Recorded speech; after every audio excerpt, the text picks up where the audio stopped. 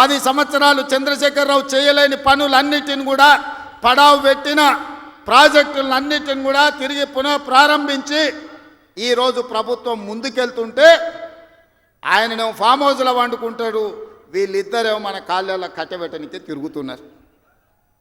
ఏలేశ్వరం పోయినా శనీశ్వరుడు వదలేదన్నట్టు ఇవాళ ఓడగొట్టి ఇంట్లో వండబెట్టిన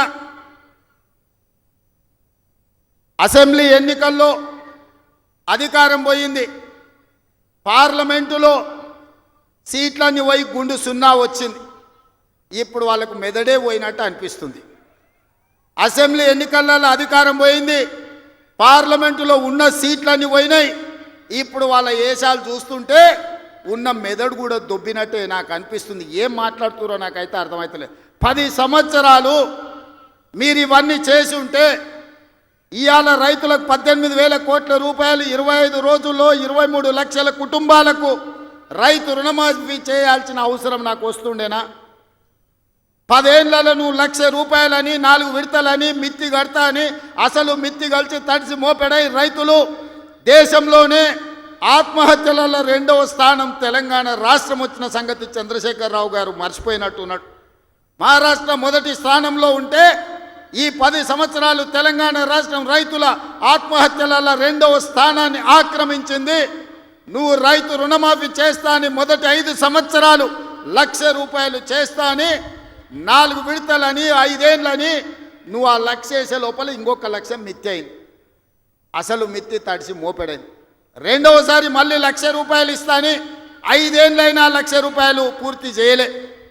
ఆ 5 ఏళ్ళలో ఆయన ఇచ్చింది 11,000 కోట్ల రూపాయలు. ఇవాళ చంద్రశేఖరరావు గారిని అసెంబ్లీకి రమ్మనుండ్రి, లెక్కలన్నీ తీసి నేను చదివి వినిపిస్తా.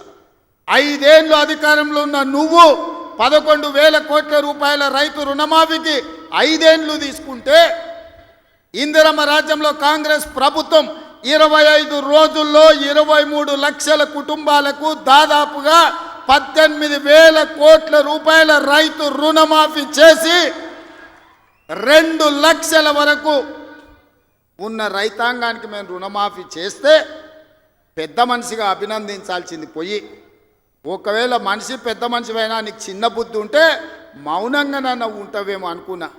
కానీ అన్ని చిల్లర మాటలే మాట్లాడుతున్నారు. ఒక్కటన్నా అక్కడికి వచ్చి అది మాట్లాడుతురా?